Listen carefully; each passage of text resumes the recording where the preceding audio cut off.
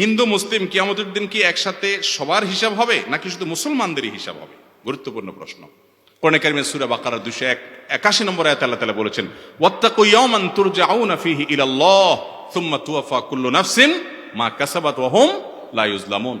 তোমরা আল্লাহকে সেই দিনকে ভয় করো যেদিন তোমাদের সবাইকে আল্লাহর কাছে যেতে হবে, এবং প্রত্যেকটা প্রাণকে, প্রতিটা মানুষকে, হিন্দু আর মুসলমান আলাদা নাই, সকল মানুষকে যার যার প্রাপ্য বুঝিয়ে দেওয়া হবে তার কর্ম অনুপাতে। অতএব হিসাব শুধু মুসলমানের হবে না, সকল মানুষের হিসাব হবে। মানুষ তো মানুষ, এমনকি কোনো প্রাণী একজন অন্যজনের প্রতি জুলুম করেছে সেটাও তাদেরকে জীবিত করে ওই দিন প্রতিশোধ নেওয়ার পর তাদেরকে মাটির সাথে মিশে যেতে বলা হবে।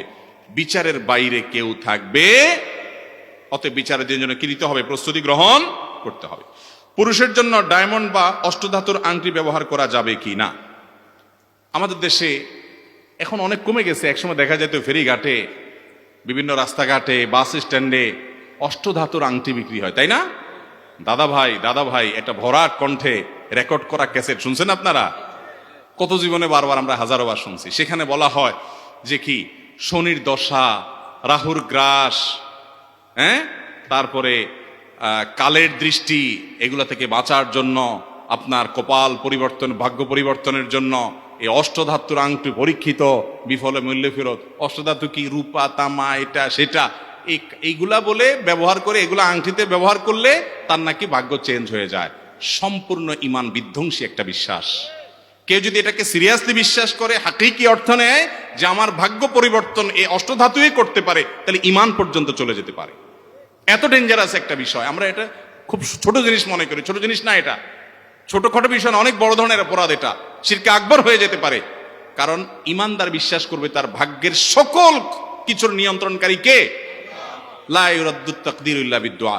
তাকদীর দোয়ার মাধ্যমে পরিবর্তন হতে পারে। আল্লাহর কাছে দোয়া করবে বান্দা। ওই অষ্টধাতুর কোনো ক্ষমতা, পুরাটাই বোগাস এবং ভুয়া। এটা বিশ্বাস করলে ইমান নষ্ট হতে পারে। বিধায় এগুলো করা যাবে।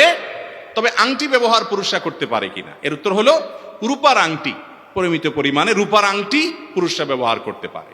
এছাড়া তামা, লোহা, এটা সেটা, স্বর্ণ, এগুলা পুরুষরা ব্যবহার করবে। অলংকার হিসাবে মহিলারা ব্যবহার করবে। দেখেন এখানে মহিলাদের কত সুযোগ দিছে। মহিলারা পুরুষ কামাই করবে, টাকা পয়সা দিয়ে স্বর্ণ কিনে আনবে। করবে কে? পুরুষ পড়তে পারবে না, গুনাহ হবে পুরুষ পড়লে। পড়বে মহিলা। পুরুষ শুধু চায়া চায়া দেখবে দূর থেকে, ব্যাস। দেখছেন মহিলাদের কি পাওয়ার দিছে ইসলাম? বলে ইসলাম বলে মহিলাদের অধিকার দেয় নাই। যাই হোক, তাহলে আংটি পুরুষরা পড়লে রূপার আংটি পরবে, কিন্তু অষ্টধাতু নামে এরকম কোনো আংটি পরা যাবে না। এরপর প্রশ্ন হলো, অন্যের স্ত্রী কৌশলে বা প্ল্যান করে তালাক নেওয়াইয়া ও ইদ্যত পালন করাইয়া বিয়া করলে শরীয়ত সম্মত হবে কিনা? কারোর স্ত্রী, আল্লাহ মাফ করুক, এরকম কৌশল করে যদি কেউ তালাক নেওয়া এবং সে তাকে পরবর্তীতে বিয়ে করার পরিকল্পনা করে, এ সাধারণ জেনাকারী না, বরং একটা সংসার ভঙ্গকারী এবং একজন মানুষ, একজন পুরুষের হক নষ্টকারী, একজন নারীর হক নষ্টকারী, পরকীয়ার মতো ডেঞ্জারাস রোগের রোগী। পরকীয়ার অপরাধে যদি কোনো বিবাহিত মানুষ জড়িয়ে যায়, আল্লাহর জমিনে যত দণ্ডবিধি আছে ইসলামী শরীয়তে, ইসলামী দণ্ডবিধিতে সবচেয়ে কঠিন দণ্ডবিধি কোথার জন্য?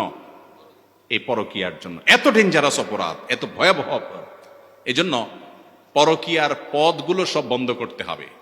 এই পদ বন্ধ করতে হবে। এবং যদি কেউ এরকম অপরাধ করে, সে সাধারণ কোনো কবিরা গুনাহ করে নাই, বরং মহাপাপের মহাপাপ সে করেছে। আল্লাহ তাআলা আমাদেরকে হেফাজত রাখুন।